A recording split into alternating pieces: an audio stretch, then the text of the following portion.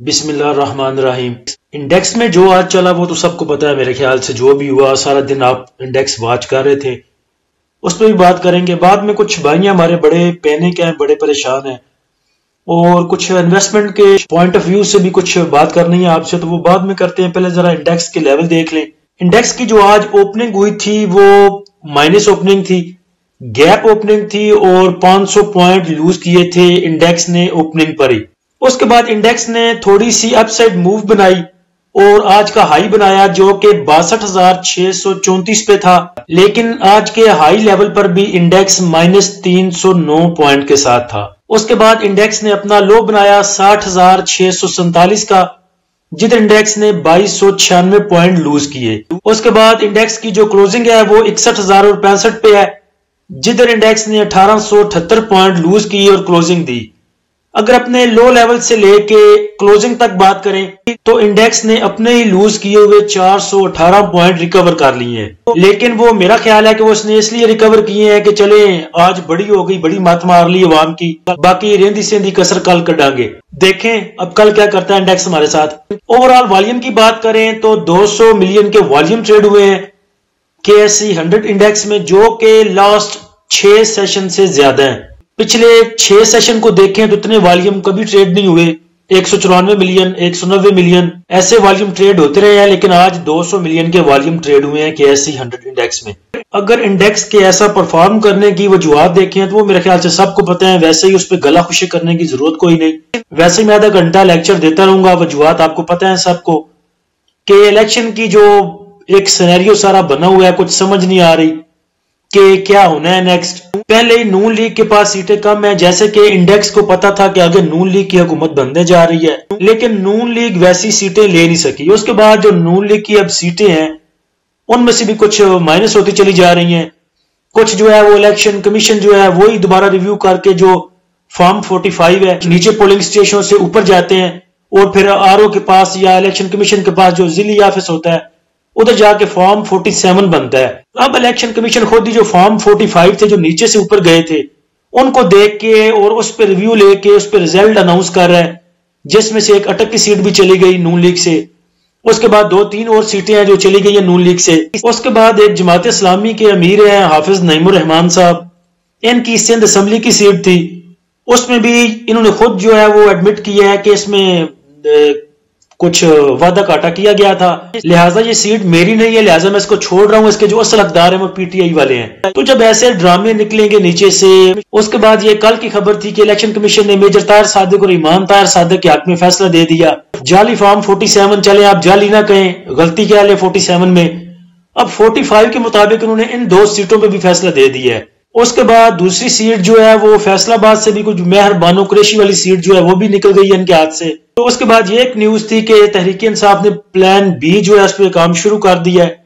तो इन चीजों सबको अगर आप कुल मिला के देखें तो एक अदम इस्तेहकाम है सियासत में, पता नहीं चल रहा किसने हुकूमत बनानी है किसने नहीं बनानी। उसके बाद सोने पे सुहागा ये ले लें कि सियासी बहरान क्या पाकिस्तान दोबारा डिफॉल्ट के दहाने पर आ जाएगा। कुछ ऐसी खबरें भी हैं जो निकल के बाहर आ रही हैं। तो ऐसी सिचुएशन में इंडेक्स कैसे मूव करेगा, आप खुद समझदार हैं, सबको पता है जो इंडेक्स वॉच करते हैं। लेकिन एक बात अगर आपने नोट की हुई तो जो जमात इस्लामी ने किया है, हमारी सियासत में इस चीज की बड़ी जरूरत है कि आपको खुद एहसास होना चाहिए। कुछ अखलाकियात, कुछ ज़ाब्ते, कुछ ऐसी चीजें होनी चाहिए जो जिससे पाकिस्तान की सियासत बिल्कुल आ रही है मेरे ख्याल से। कभी कौमी असम्बली में वो पीली टैक्सी वाले नारे लगा करते थे, ऐसी आवाजें बुलंद होती थी।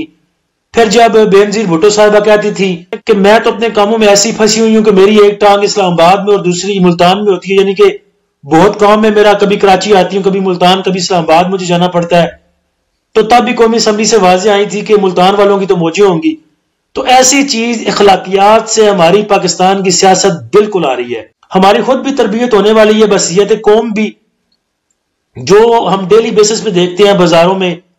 अगर आप किसी कार के पीछे बाइक पे हैं तो आप कार के पीछे बाइक पे खड़े हैं तो पीछे से एक बाइक वाला आएगा, आपको भी क्रॉस करता हुआ, उस कार को भी क्रॉस करता हुआ आगे जाकर ठूस देगा अपना बाइक और पूरी ट्रैफिक जाम कर देगा। तो बहसियत कौम हम सब जो है ना वो अखलाकियात से आ रही हैं।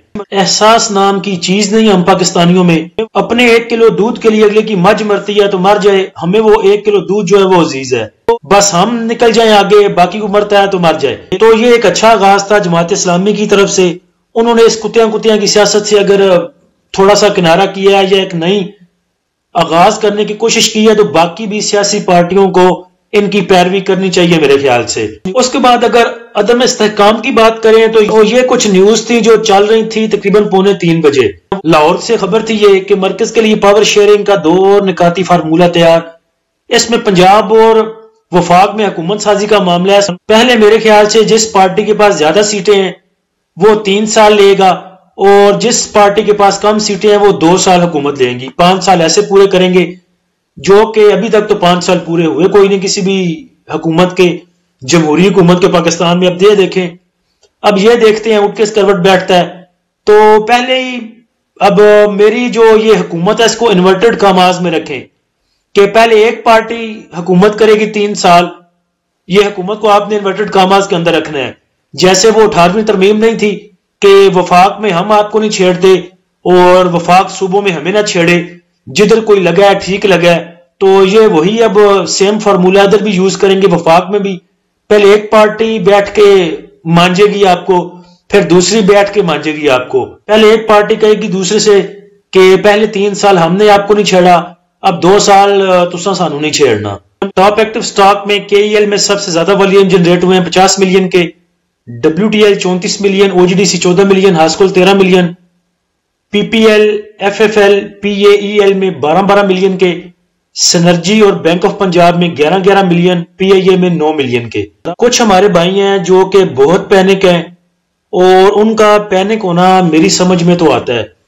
آج میرا ویڈیو بنانے کا ذرا بھی موڈ نہیں تھا یہ سب حالات دیکھ کے کہ پاکستان میں بننا کیا ہے۔ آپ صرف یہ نہ دیکھیں کہ ہم ٹریڈنگ کرتے ہیں سٹاک مارکیٹ میں، اس کے علاوہ بحثیت ایک قوم، ایک شہری ہم پاکستانی بھی ہیں۔ تو یہ جو سارا سینیریو ہے پاکستان کے ساتھ، یہ جو ہر ٹائم ایک نواں کٹا کھلا رہتا ہے، کتیا ہوتی رہتی ہے سیاست میں بھی، ٹیکسز دیکھ لیں، باقی چیزیں دیکھ لیں۔ اب یہ جو قرضے آپ پہ چڑھ رہے ہیں، یہ میرے خیال سے آئی ایم ایف کی یا کسی کی میں دیکھ رہا تھا، وائس آف امریکہ کی پوسٹ تھی یا پتہ نہیں کس کی پوسٹ تھی، اس پہ انہوں نے لکھا ہوا تھا کہ پاکستان کو 2025 سے لے کے 2028 تک میرے خیال سے $12 بلین یا ایسے ہی کچھ بلین ڈالر ہمیں چاہیے ہر سال اس ملک کو چلانے کے لیے۔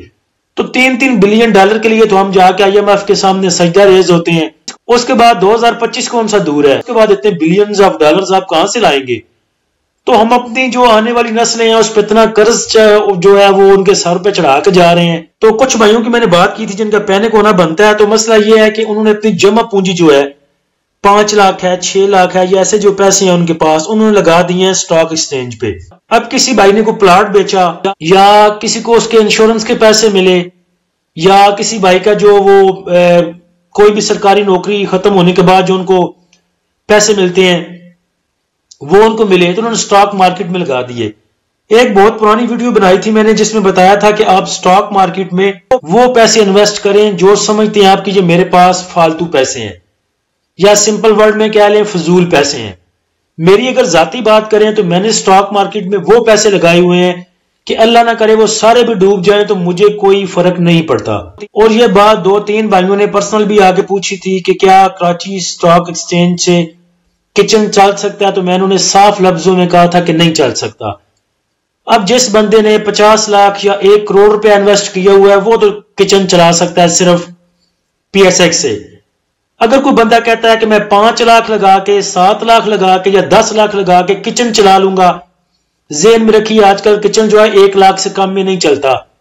جو ایک گھر کے 6 افراد ہیں اور مڈل کلاس کے ہیں، مڈل کلاس کا ان کا خرچہ ہے 1 لاکھ تو منیمم آپ رکھیں، گھر کے کرائے کو چھوڑ کے نہیں، جن کا گھر کے رینٹ پہ ہے وہ رینٹ بھی ایڈ کر لیں۔ تو 5 لاکھ سے 10 لاکھ سے تو 1 لاکھ آپ نہیں کما سکتے۔ جو بندے آپ کو سبز باغ دکھاتے ہیں کہ جی آپ لاکھوں کما سکتے ہیں، میری مان کے اسے 50,000 روپیہ دیں اور اسے کہیں کہ یہ لے بھائی 50,000 روپیہ ہے اور منتھ کے اینڈ میں تجھے مجھے ₹1,00,000 دینا ہے، کیونکہ تو بڑی ویڈیو لگاتا ہے کہ لاکھوں کما لو، یہ لو 50,000 اور دو مجھے ₹1,00,000 پر منتھ کا، میں دیکھ لوں گا۔ پھر اس کی آپ آئیں بائیں شائیں کرنا دیکھیے گا، اس کا بھاگنا دیکھیے گا۔ تو یہ صرف ویو لینے کے چکروں میں آپ کو لاکھوں کروڑوں کے چکروں میں ڈال دیتے ہیں۔ آپ کراچی سٹاک مارکیٹ سے 5 लाख रुपया लगा के 6 लाख रुपया लगा के किचन नहीं चला सकते। आज फीपीलीपी देखना था जरूरी बड़ा, क्योंकि पता चलना था किसने पैनिक सेलिंग की, किसने माल उठाया, किसने माल दिया। अभी तक तो फीपीलीपी आया कोई नहीं। तकरीबन 7:30 बज चुके हैं, फीपीलीपी कोई नहीं आया। बाद में भी फीपीलीपी अपलोड होता है तो मैं फिर ग्रुप में लगा दूंगा, और साथ में अगर कुछ आपको बताना हुआ तो वो भी शेयर कर दूंगा। उसके बाद डॉलर एक्सचेंज रेट की बात करें तो डॉलर एक्सचेंज रेट अपनी जगह पे खड़ा है, सिर्फ 5 पैसे ज्यादा हुआ है। नेक्स्ट अगर इंडेक्स की बात करें तो इंडेक्स के पास जो major resistance and support level हैं, वैसे जब भी मैं ये रेजिस्टेंस एंड सपोर्ट लेवल बताता हूं मेजर वाले, तो मुझे खुद भी कभी कभी सोच के हैरानी होती है कि यार ये क्या बता रहे हो, पता नहीं इतना इंडेक्स ने नीचे या ऊपर जाना भी है कि नहीं जाना। लेकिन जब भी मैं ये बताता हूं इंडेक्स उतना ही नीचे चला जाता है, तो दिल तो मेरा कर रहा है कि ना बताऊं, लेकिन चले आपकी पुरजोर फरमाइश पे बता देता हूं। पहली रेजिस्टेंस तकरीबन 62,500 पे, उसके बाद 63,500 पे, और उसके बाद 64,300 पे। नीचे अगर स्पोर्ट की बात करें तो स्पोर्ट 60,000 पे, उसके बाद 58,500 और उसके बाद 57,500 पे। ये major resistance and support level है।